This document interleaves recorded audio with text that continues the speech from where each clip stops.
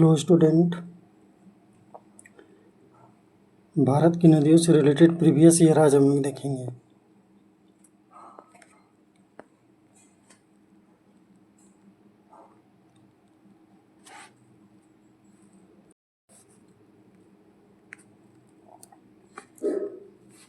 पर्यावरण के लिए नदी विभाजन जैसी प्रक्रिया मूल्यवान भू आकृतियाँ बना सकती है जो वनस्पति के विकास में सहायक होती है। ऐसी भू आकृति का उदाहरण है नदी डेल्टा।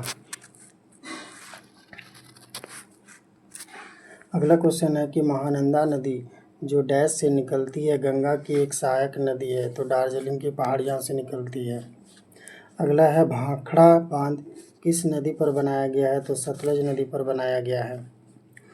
कौन सी नदी घाटी भारत में कोयला भंडार के लिए नहीं जानी जाती है, तो सतलज नदी जो है भारत में कोयला भंडार के लिए नहीं जानी जाती है।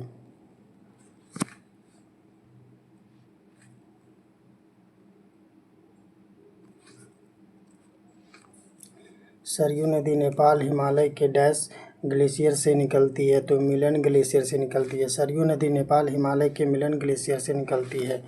किस नदी को तिब्बत में लांगचेन खम्भाब के नाम से जाना जाता है, सतलज नदी को जाना जाता है।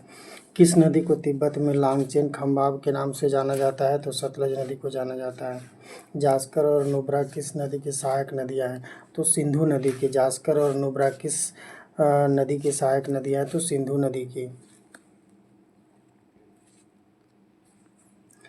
जब एक नदी निम्न मैदान में पहुंचती है तो वह मिट्टी का कटाव और जमाव दोनों करती है और इन दोनों कारणों से एक नई नदी धारा विकसित होती है जो बाद में एक यू आकार की झील बनाती है। मुख्य नदी से अलग हो जाती है, इसे क्या कहते हैं, तो ऑक्सबो झील कहते हैं।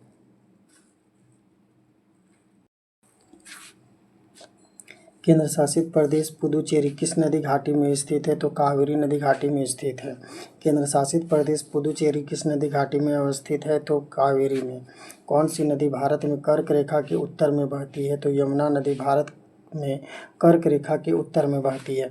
कौन सी नदी मध्य प्रदेश से होकर के बहती है, तो बेतवा नदी जो है मध्य प्रदेश में होकर के बहती है।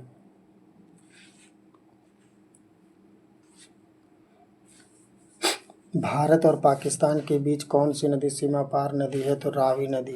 महाबलेश्वर के प्राचीन महादेव मंदिर में गाय की मूर्ति के मुख से निकलने वाला जलधारा किस नदी घाटी का स्रोत है, तो कृष्णा नदी का।